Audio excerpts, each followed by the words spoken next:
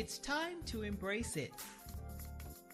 The Community Podcast, exploring the intricacies of personal growth, mental health, and resilience in the face of life's challenges. Topics tailored for a global audience. Now, let's talk about it with your host, Bracy Goodwin.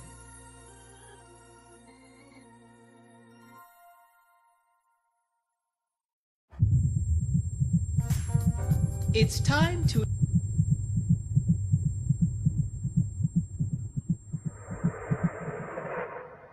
Not today.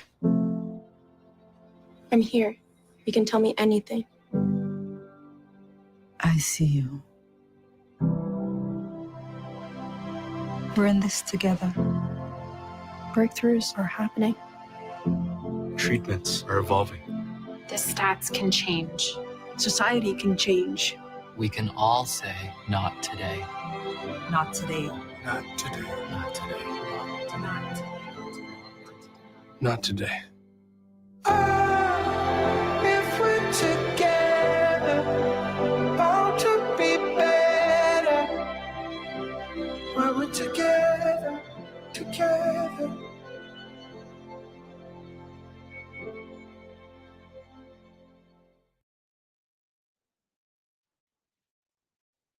Good afternoon, good evening, depending on where you're watching from. I want to say good afternoon and good evening and good morning, depending on, like I said, where you're watching from.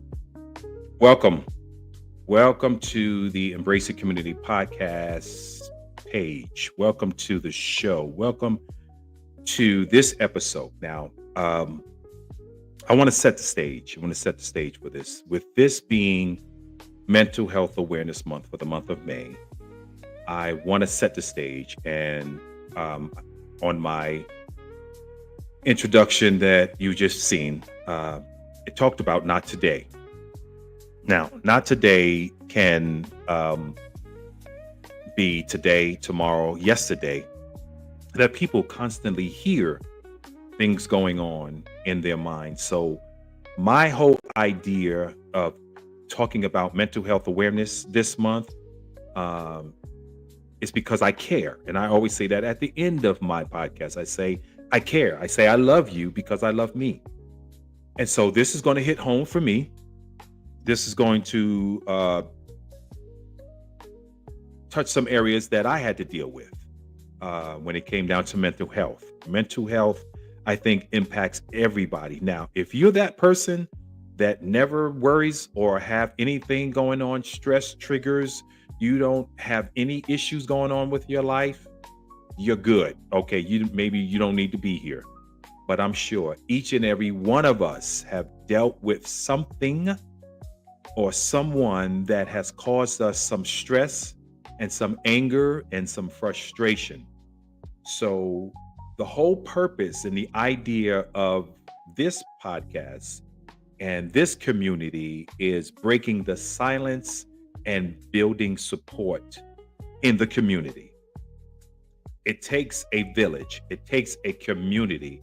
It takes all of us to no longer say that it's not happening in my area or something's wrong with the person. They're crazy or something like that. It's deeper than that. It's mental health. It's mental health. So we need to be together when dealing with mental issues. Okay, that's it.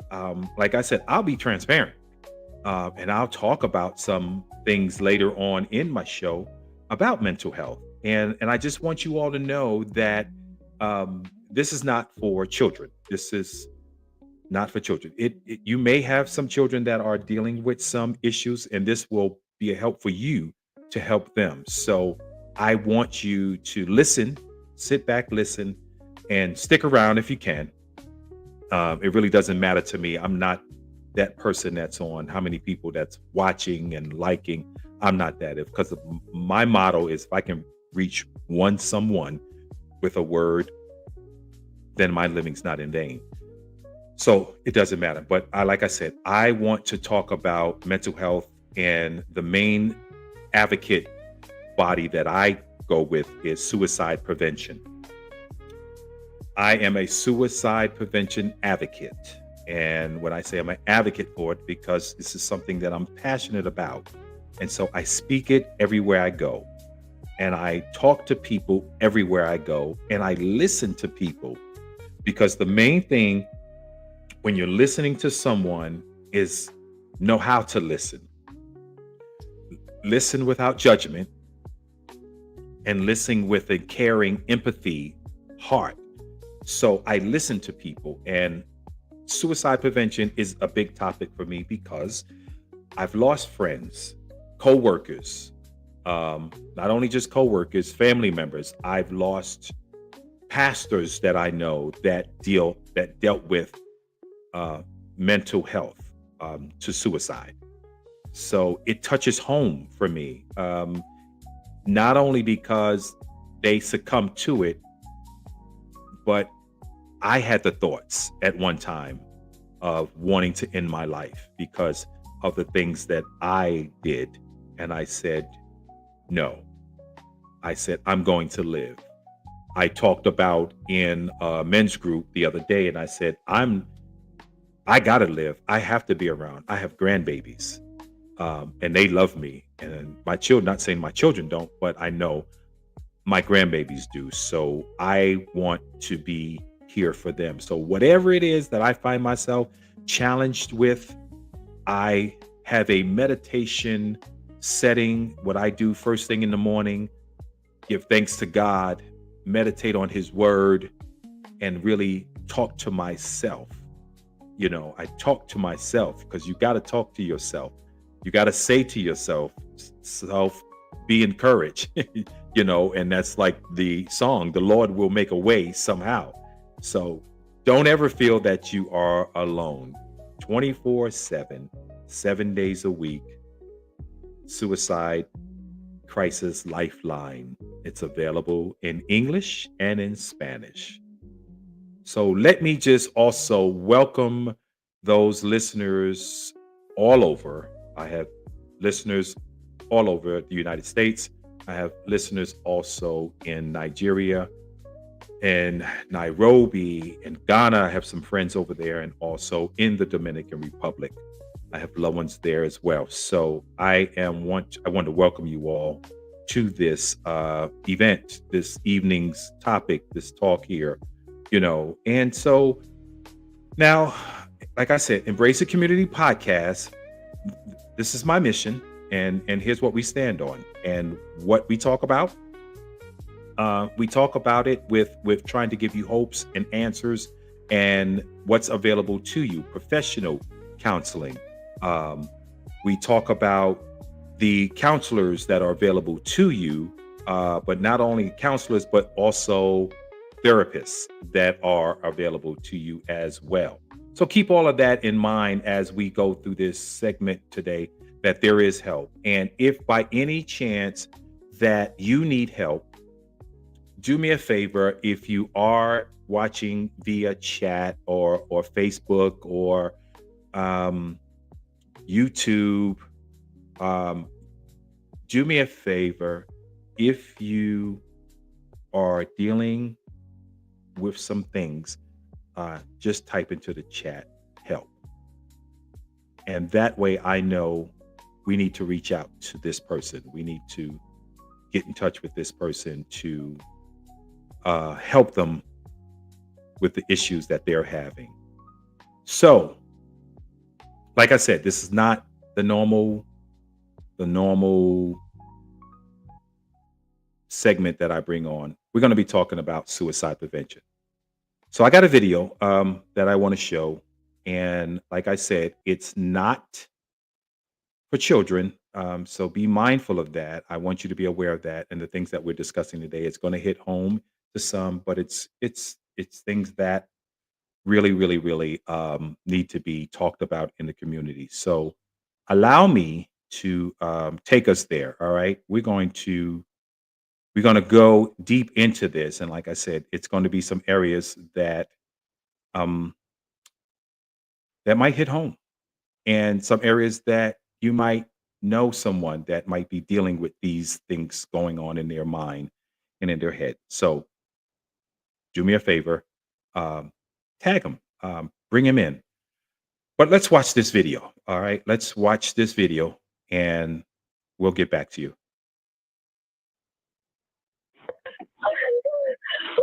My son is dead. What was that? My son is dead. Okay, we're going to have lots of help coming to you, okay? Anytime you have a death, detectives are at minimum notified. In this instance, it's not just a suicide. We respond to all suicides. This was sadly the life of a young man that was lost. I'm coming up on 17 years in law enforcement, and this case was easily the one that just sticks in my head, that I can't get out of my head. Anytime you respond to a suicide, let me just say it's awful in law enforcement. It's never good. But when you have a teenager, especially one that's so young, in my mind, all I'm thinking is this is someone who hasn't yet got to enjoy the best times of their lives. What hit home for me on what I was actually going to physically be walking into who hasn't was yet the deafening silence, the looks on the officers, what hit Sergeant's faces on before I was actually going to be walking into was deafening silence. I worked patrol as a shift sergeant for about 3.5 years, and in part of that time, I did respond to the Mateo house. We try to prepare ourselves physically, mentally. We attend our annual certifications. Most of us go above and beyond on our own with other trainings, or reading a book to help us be better at what we do, because we're always looking for that next way to be better. It was almost that look as if this was not what I expected. This was not something I had prepared for or knew I should have to prepare myself for. It was one of those scenes. That's how the looks on their faces appeared to me. Going in there and seeing what we saw was definitely a horrific scene. Yeah, it's shocking. I think the first person that I saw was Sergeant Josh Fisher, and Josh is a pretty happy-go-lucky guy, always kind of positive, always super friendly. And it's not that he wasn't friendly on this day, but his demeanor was different. They never made me feel like confined in here, or like, even though I knew I was a suspect, they never made me feel like I was in trouble or anything. They just hung out with me and talked to me. And what ended up happening is I said, wait a minute, I have footage to show like when I get home. And they see me come in, they see me, Brandon get home, they see me drive up, they see everything. And then the video plays where I start screaming for 2.5 minutes, the kind of screaming that no movie will ever get right. It's primal, it's terrifying. And their face changes. And one of them actually, I'm trying to turn it off, and one of them actually reaches over and turns off my phone and says, like, I can't hear any more of your, like, my scream. People hear it in their nightmares, And he said, you're not a suspect to us anymore. I never watched the video. And I'll be honest, it was a conscious decision for me not to watch it. It was awful enough having to go in and do an investigation in itself and see the things I saw, but then to compound it with a mother finding her son, I don't know how I would be able to deal with that. Utter loss. Utter loss. I don't have the words to describe the sound of a mother's loss. I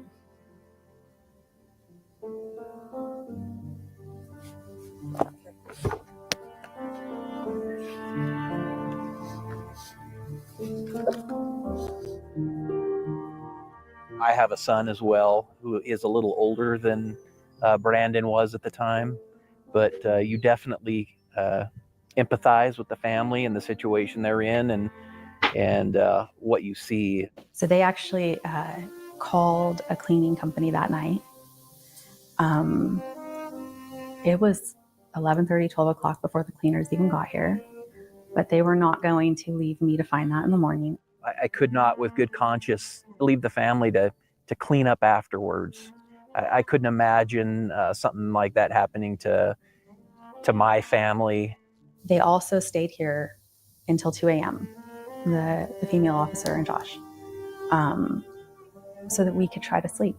You just try and humanize the situation and help people. The response is one part. Then there's usually investigations that can sometimes follow. And then after all of that's over, we're still there. So we need to make sure that we reach out to our people and understand that they're able to process these things, that they're not struggling with processing them. If they are, get them the help that they need. These situations you try to put out of your head, you try not to remember. So there are some details that I have done that with. I've tried to put behind me just so you can, work through the next call. You can't hang on to them. You try not to, or else it just does you no good on your next call. What I went through as Brandon's mom to get counseling, to get therapy, that sucked. And I only saw it once. I don't know what you guys see every day, but it should not be hard. And it should be like openly talked about. And that's where we have a roadblock is. How many officers, male or female or whatever, are willing to look at another officer and say, I am not okay. It's been a year and I'm not okay by what I saw. It's always there in some way, shape, or form. Maybe not always at the forefront, but it's there and it's never going to leave. And it's by far the most awful scene, the most awful thing I've had to investigate. Definitely, that is one of the reasons why I went into search and rescue. You just get to the point where you just didn't want to go to those calls anymore. You didn't want to do it anymore. That's the only way I can explain it. Again, you try to put it past you and you try and forget, but you just get to the point, at least for me, I don't want to do these calls anymore. I don't want to go to them anymore.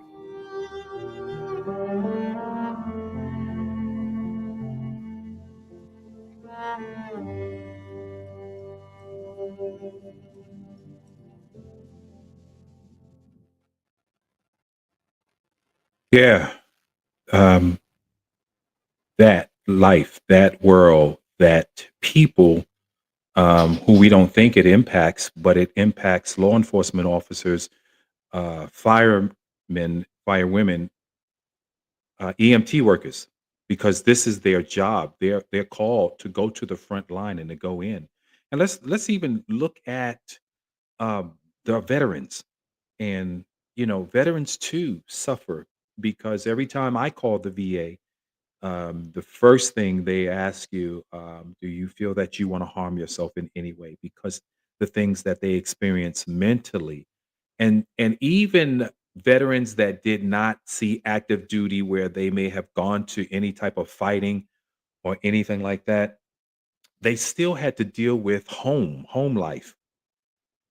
And I can speak for myself, being in the military in a time where I know my marriage was falling apart, and I made some decisions which I wish I chose differently about my career in the military, but I felt at that time I didn't have a choice. And so I had to walk away from it and just say, I can't do this because I can't get here, and because here's what's going on at home. And not even at that time, anyone mentioned to me, go to counseling. Here's counseling. Because I don't think they had it at that time. And maybe it was the unit that I was with. I don't know. But I know there was no help. But now, years later, there's the help. And I did take advantage of all of the help there. But think about those that work in law enforcement, that work in the fire department, that work in EMS, what they have to see, what they have to digest. And it's hard to let that go and not take it home. When they come home, what's their environment like when they come home? What are they seeing? What are they seeing? And what are they walking into when they're thinking that going home is their place of safety and their place of peace? And what happens when it's not? This is when the abuse starts, with their drinking and anything to calm and take away that pain. I watched too many shows, that reality shows of NYPD Blue and fire departments and watch how they handle that. And the only thing that I can say about all of these different shows, Chicago Med, Chicago Fire, Chicago PD, NYPD Blue, all of these different shows, the one thing that they were doing after they got off duty was they went to go get something to drink. They went to the bar, and the majority of the bar owners were law enforcement officers or retired law enforcement because they knew that was their place where they took all of that and masked. They didn't it didn't heal them. They masked the pain, the hurt, the frustration, the mental, the anguish that they were feeling, the all of that. They masked it there, and it didn't solve anything. It was just a temporary mask until they went home and hopefully got some rest and got up the next day to go do it again. So what are we doing mentally to try to help us? What are we doing? How to respond to someone that is expressing the suicidal thoughts? And there is a acronym that is out called ALGEE, ALGEE. And the acronym breaks it down like this. We talk about the approach, all right? And we look at the approach, we assess the risk for suicide, harm, and assist. And so this is that part of listening also right after that. Non-judgmentally, you have to put on that hat. And if you don't know how to put on that hat, if it's a family member, if it's a loved one, if it's a church member, if it's whoever it is, if you don't know how to put on that hat, don't bother. Leave them alone. And here's the reason why I say, um, coming up as a kid, dealing with issues of life. And the only thing I can remember hearing out of the adults at that time, whether it was my mother, father, aunties, well, what's wrong with you? You crazy? Is something wrong with you? You crazy? You need to go to, you need to go see a doc. So they didn't know. And so they wasn't even listening to what anyone was trying to say. Nevertheless, we couldn't even say anything back, but no one listened. No one listened there. So this is why this is part of the acronyms. You got to listen. And then the G, give reassurance and information. If you don't know anything, give them the information that's out there, but give them reassurance that there is help. Let them know that there is help for the lost, for the wounded. If you don't know what to do, but just be there with them, that's what you do. As a chaplain, my ministry is ministry of presence. I'm just standing there listening to what they got going on in life. I can tell you times when I was a bus operator back in Columbus, Ohio, and I'm standing there waiting on my bus to come in for me to get on. And a man walks up and just says, "Man, I'm sure hungry. I just went into the garbage can and found this to eat. This is so good." And I just started listening to him. I didn't judge him. I did not say, "Oh, you nasty," or whatever. I didn't judge him. I just listened to him to find out where he was mentally and what he had going on. And all he wanted to do is just talk. So he chose me to talk to. And guess what? I stood there and I listened to him. And I said, "I understand. I'm glad you got something to eat. Where you're staying, where you going, where do you live?" And I just started asking those questions just to have a conversation, with him. And then unfortunately, by time my bus came and I had to say hello, never saw the person again. But those are the people that you'll find yourself coming up to, or they're coming up to you and just wanting to talk.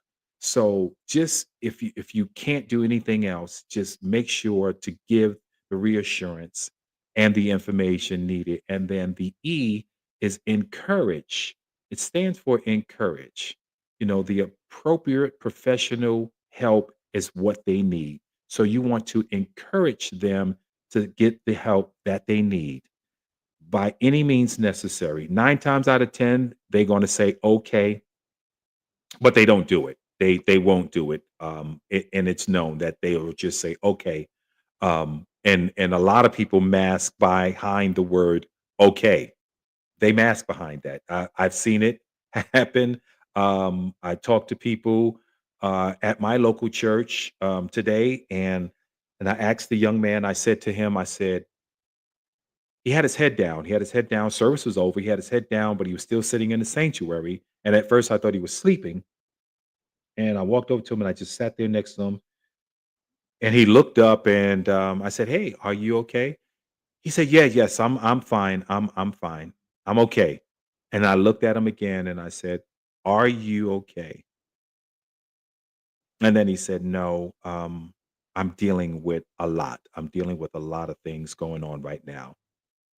And I just listened.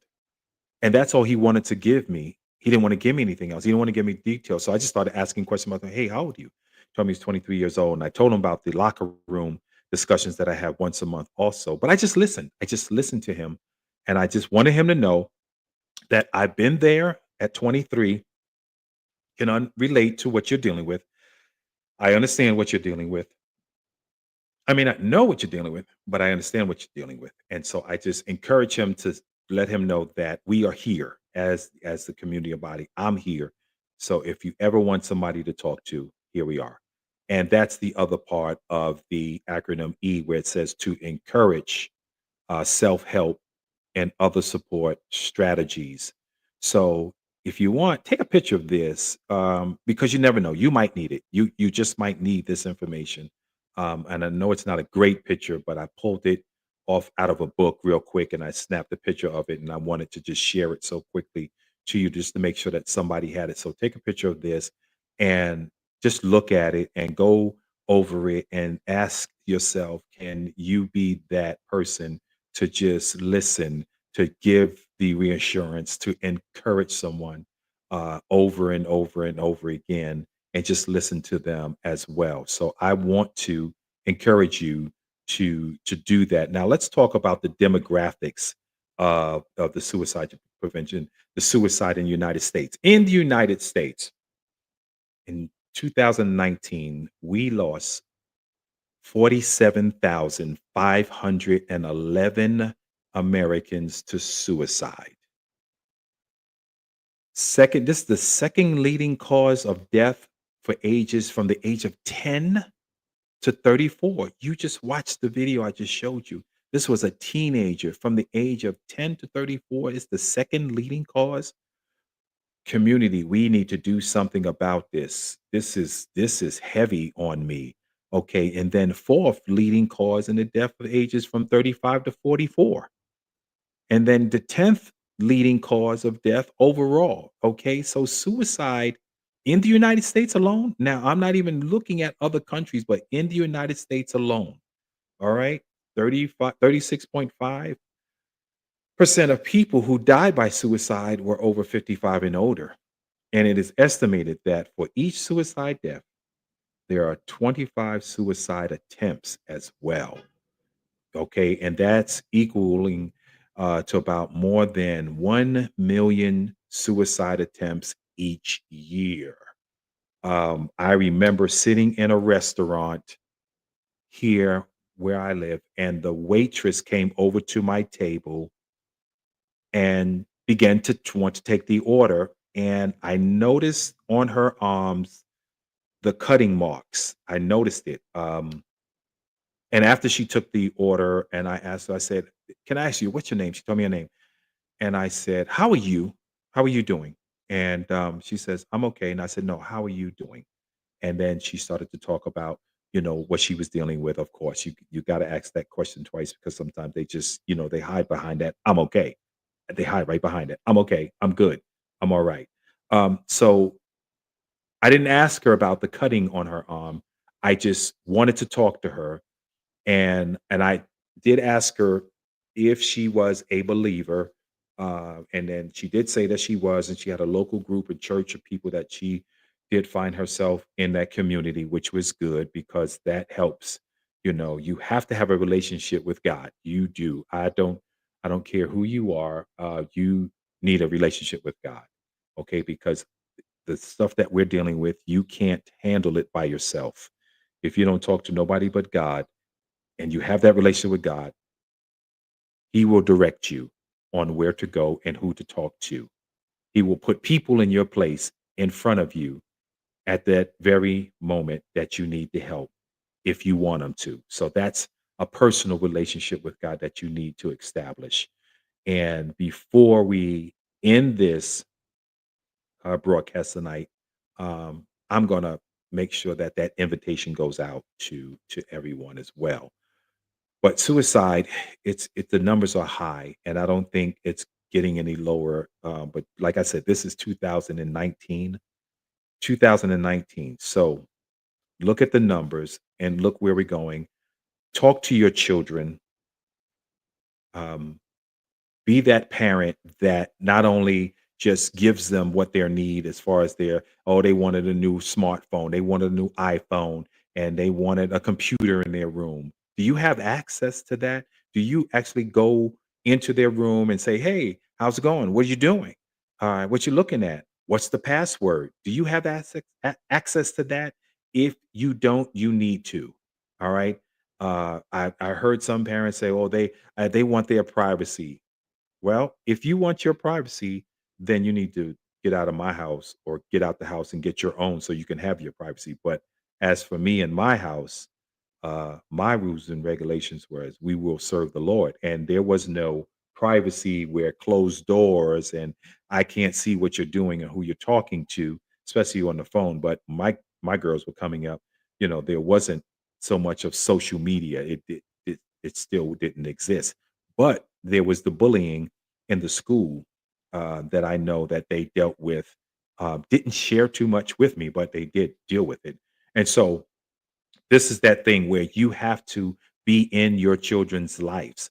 You have to get in there, open the door and talk to them, ask them questions, how they're doing, what's going on, because a lot of times when the bullying takes place, they're not talking, but then it becomes too late when something happens. And we've already seen it all over the United States, and it hit home here in Texas, where we had two incidents. We had a stabbing, and we had at one high school, and we had a shooting, all within 1 week, if within 1 week time. And so what does that say? That says that each and every day there is a child being bullied. There's a child mentally dealing with some things that they just don't know how to talk about it. So I make a plea to you and I say, if you need help, please reach out and say help. Take a look. Here's the email address. This is the Embrace It Community Podcast email address. And that's all this is used for the community. And like I said, if you are joining in and you need help and you don't know where to get help, just type into the comments help. Come in there and just leave that comment and we will get back to you. My team and I will get back to you. I don't care if you speak English or you speak Spanish. I have connections and we will help you. We will get you the help that you need. So please email us as well. All right. I want to just go over a couple of questions and then, this whole month of May is suicide prevention, mental health awareness, mental health awareness month. And so we're going to each week be talking about something. Next week, it's going to be another good episode as well. And I'll tell you about that at the end. But so for the whole month of May, I am going to be talking about mental health.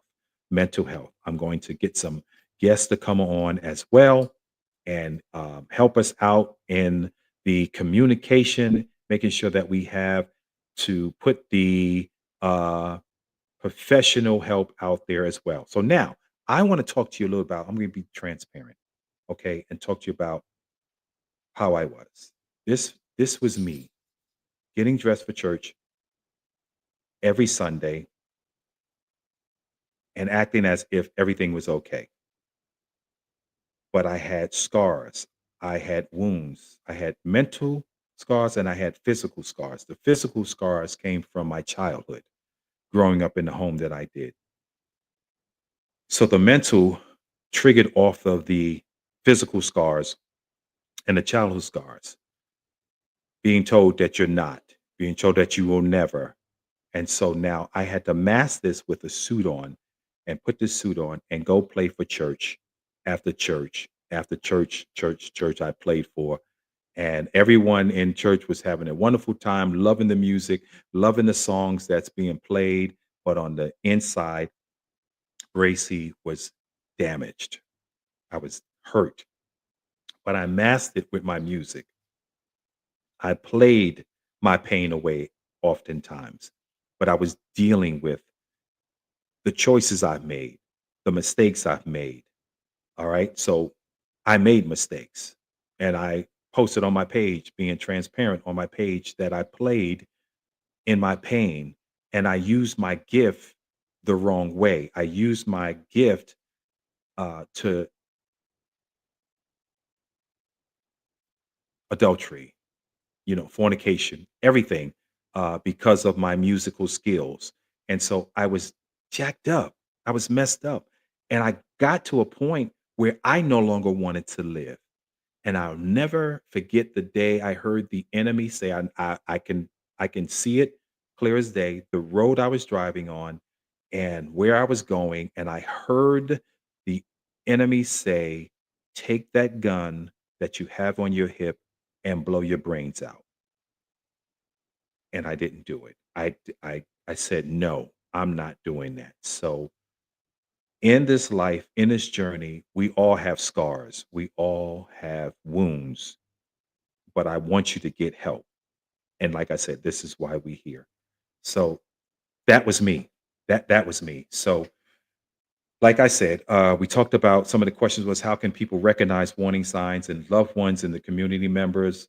You just have to be that listener. You have to learn how to listen to what exactly the person's saying and what they're not saying, especially when you ask them how you're doing, what's going on with you, where are you, and why are you drinking so much. You have to ask those questions to the person to find out if they will be open enough to share with you what exactly they have going on. So it's up to you to be a good listener. Another question: what are the proper ways to check with someone you are concerned about? Um, I would have to say the way I've done it was do the wellness check. Go by. If they're a coworker, stop by their office location, their cubicle, and just say hello. How are you this morning? And watch their expressions, watch their facial expressions, watch what they're doing, and watch what they're saying. Invite them out to lunch and go out and sit out to lunch so you can get outside of the work environment because they may not feel comfortable in the workplace. Take them outside of that.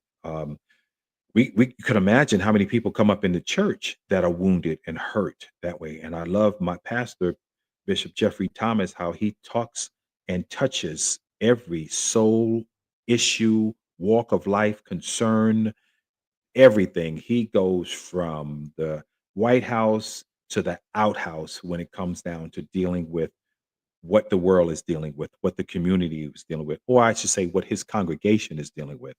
And now they go home in the community and deal with all of this. So you want to be that person that's willing to do the wellness checks. Another question came: how can communities create environments where people feel safe asking for help? And that is a good question. The best way to do that is be sincere about who you are and who you're going to be to that person.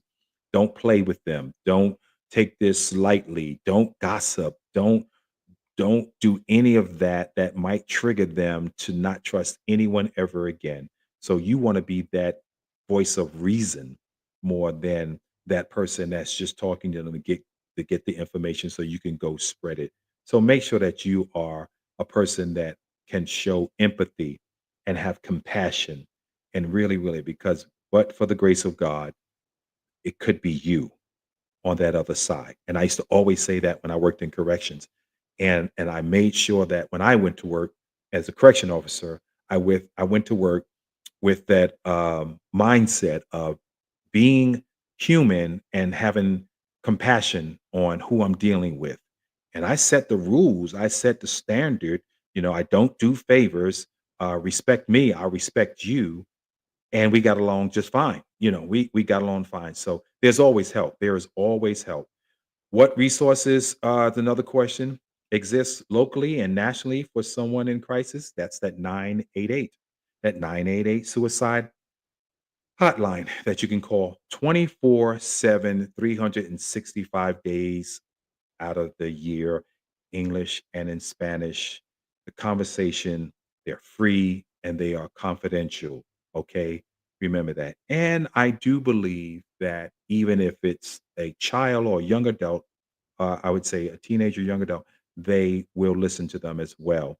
I have not called the number for myself to find out what the age category is, but I'm sure there is a category grouping for everyone in that calls there. So now I just want to get down just a few more things because, uh, like I said, this whole month is so much. We're going to be talking about it every Sunday, um, and so I want you to know,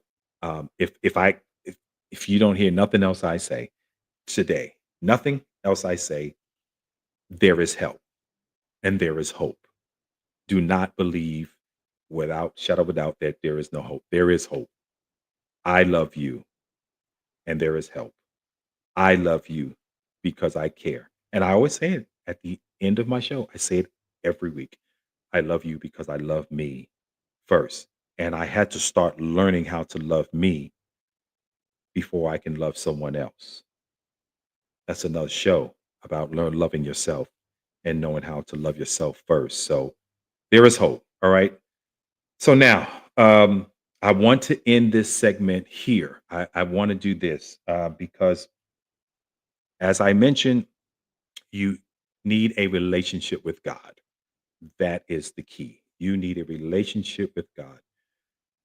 And the invitation is like this. There's three little steps that you take to invite Christ in your life. Okay? There are three simple little steps. A, accept the Lord Jesus Christ as your personal Savior. B, believe in your heart that you are saved. And C, confess your sins to the Lord. And just that simple, ABC, you are now walking with the King. You are walking safe in the arms of the Lord. All right. So thank you. First of all, thank you for coming on. And like I said, this is a very sensitive subject. Um, Next time I will have uh, some experts on that will help us dig real deep into what we need to go. But right now, this is the information I'm giving you. Um, don't forget to subscribe. Okay. And I want you to rate and I want you to review it, the podcast. Please join the community on our social media platforms.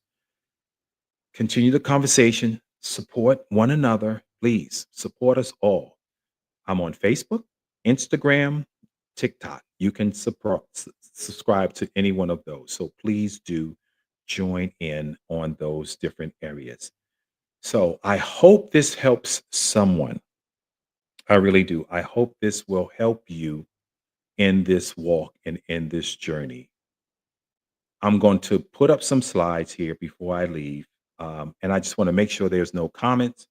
Anyone that has any comments or anything like that. But like I said, the comments is open. And if you don't know what to say or how to say it, just ask for help and we will help you. Okay. That's what we can do. And that's what I can offer. So until we meet again, Embrace It Community Family, I love you because I love me first. So until I see you again next week, we're going to get back in another topic. We're going to talk about sexual abuse. That's another topic. And I'm sure everyone has experienced something in their lifetime. So I want to leave you with some information. We're going to put it up on the screen. Let you think about it, meditate on it. But just while you're here, just take some time out and think and reflect back. And you're like, I'm gonna hang around. I'm going to be here for a few more minutes while the music's playing softly and the information is up on your screen. I want you to just think about it. Tag somebody in, share this with somebody so that they can take a look and see what we're doing over here and share it. Okay. So until next week, do me a favor.